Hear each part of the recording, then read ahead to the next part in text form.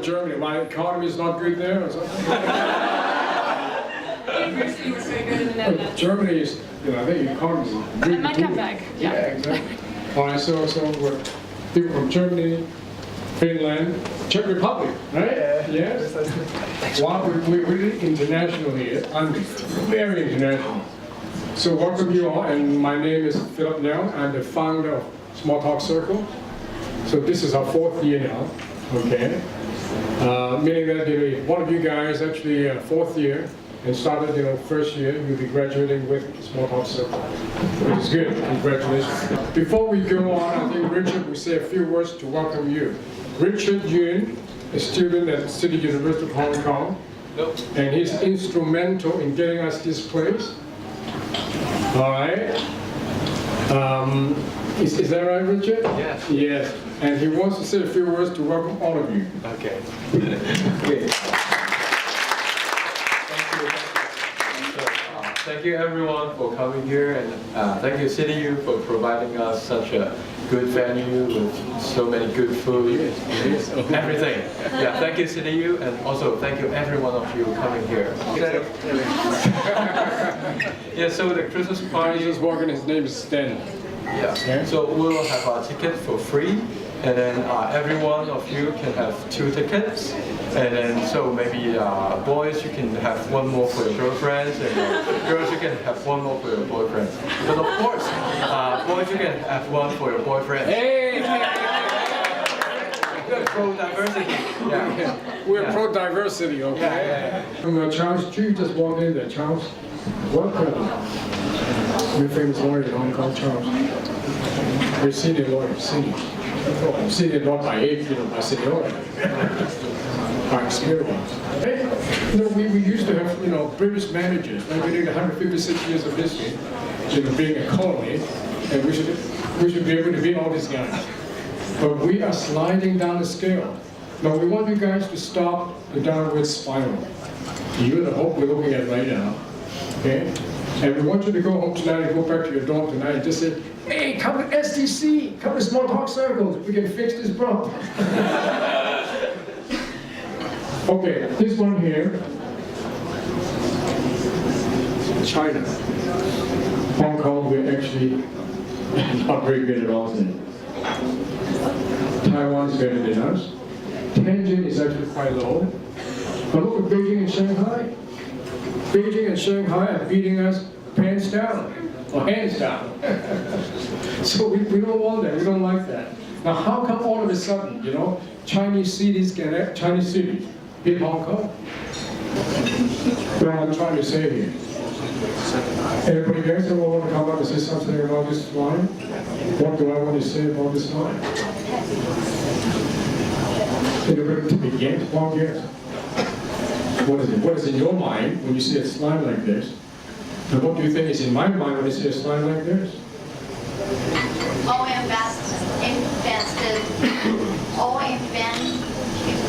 Yes, you're right, you're getting there. I wanted to go to the tennis ball. Western design. Yeah.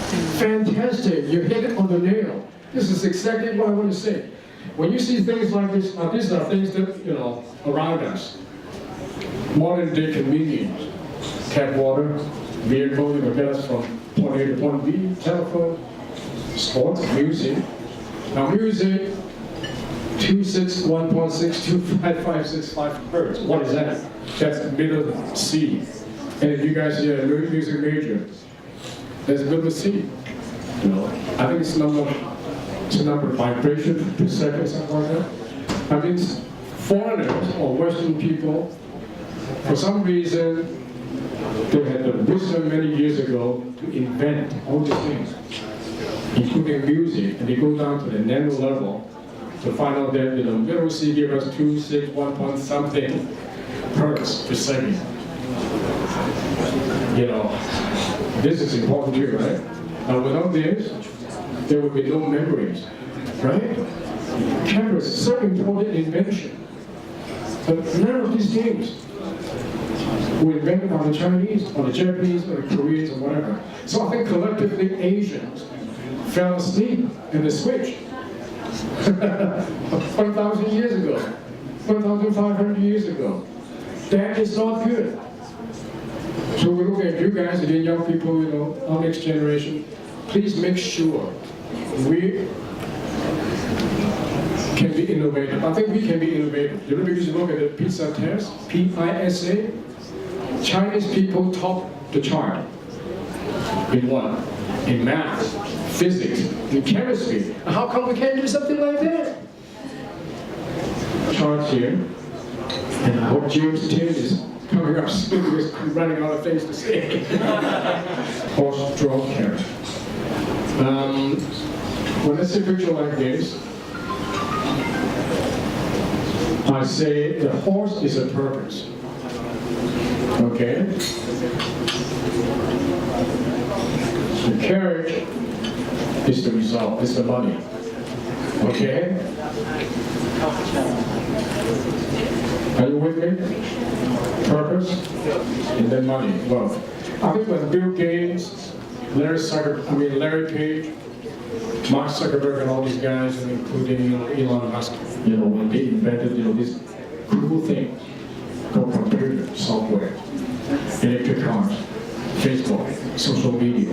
I don't think they're thinking about money at the point. Do you agree with me? Yes? They're thinking about they want to invent something cool to change the world, to change how the world conduct business, to change the world how to how to communicate. So that is the purpose, right? So that is the horse. These guys, they don't say, I don't want billions of dollars, I have nothing to do with it. I just want to do something cool, nice, and end up, now they're the wealthiest people on earth.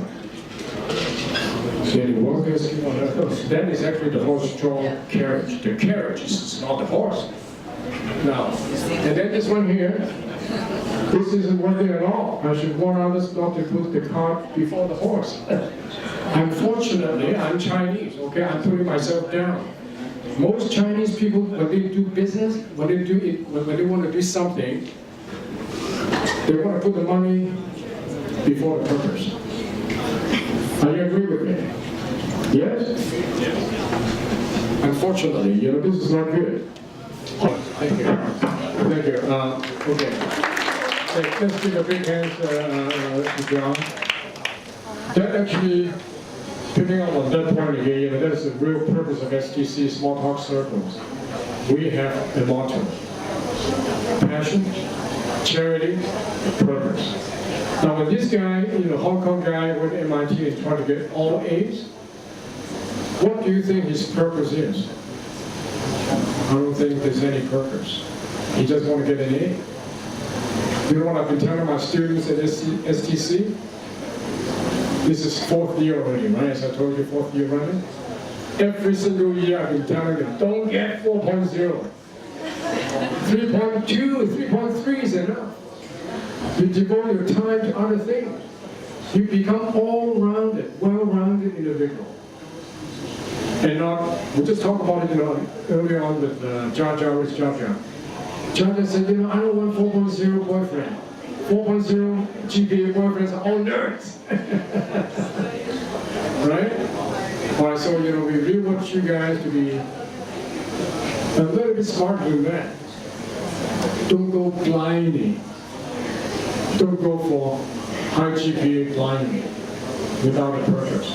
If you're naturally smart, so be it, get 4.0. But if you really can't get it, do your best and get whatever you want to get. Do your best to get whatever you get. And then settle for that. So this guy who got a B, congratulations. He sees the real life. Real life is not all aces, not all roses, right? There's got to be some failure. Anybody at all? Anybody? Come on, young lady.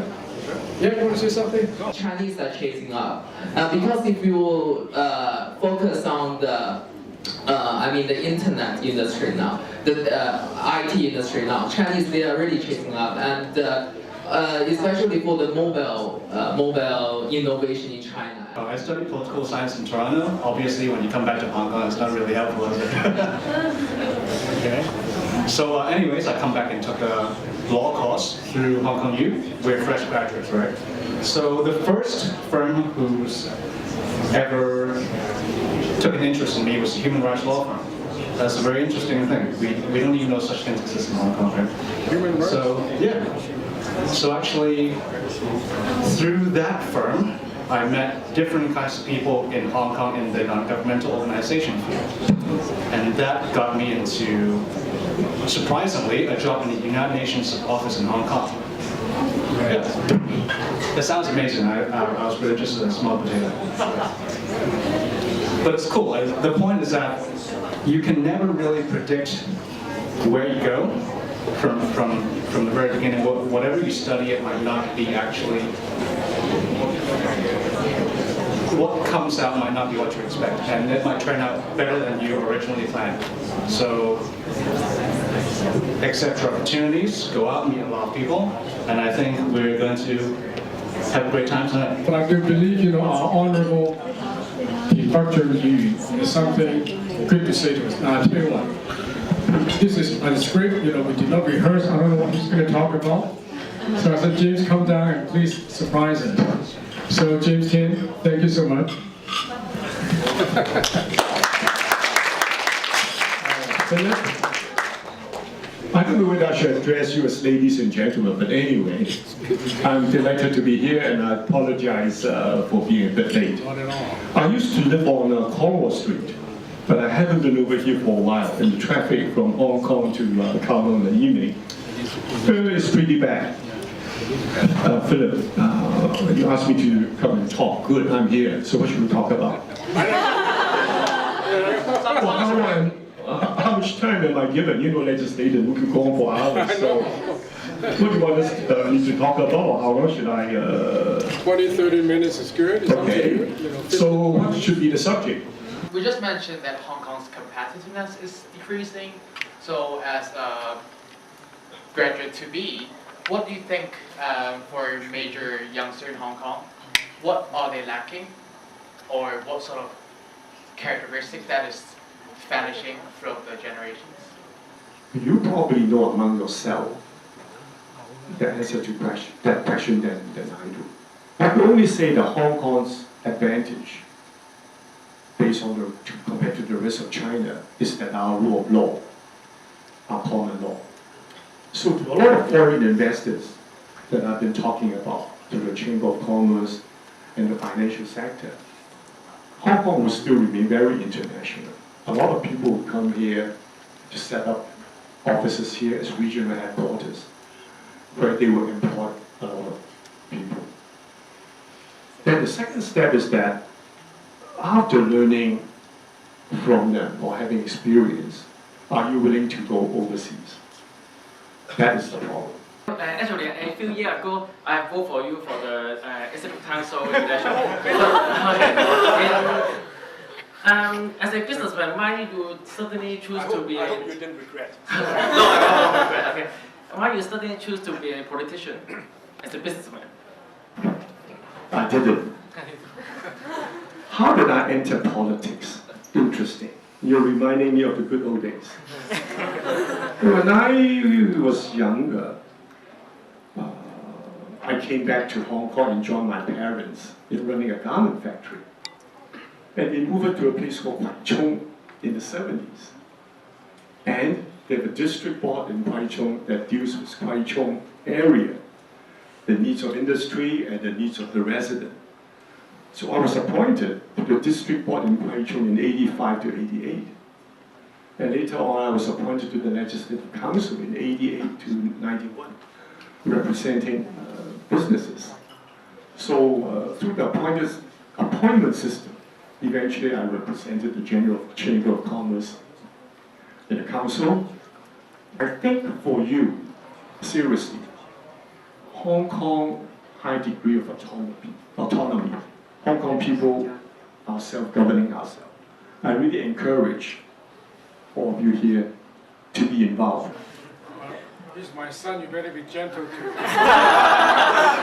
My question is, Hong Kong is often compared with Singapore. I just I'm keen to know that in your eyes, how do you compare the two? economy? Just a brief comparison. It's a very good question. The fact that we don't have to spend on, I think I mentioned earlier, armed forces and foreign diplomacy. Our taxes could be very low, but still we could take care of all the people in Hong Kong. Our advantage is the rule of law. Our disadvantage compared to Singapore is it will not be an independent country. Some people pick on little issues like that. Hey, Hong Kong is better because we have at least 2 seasons, a spring and a winter. And in Singapore, we only have 1 season. So I don't know how relevant that issue is. And so we say that at least in Hong Kong, you have some mountains to climb, and in Singapore, basically, it's all flat. But I think when our government really looks at the statistic, I think when we keep talking about our competing with Singapore, it's just to urge each other on. There's actually room for both of us to go. In fact, including Shanghai, was the way that the world is going. What is more important is to enhance ourselves, do better ourselves, than to keep worrying how do we sort of compete against Singapore.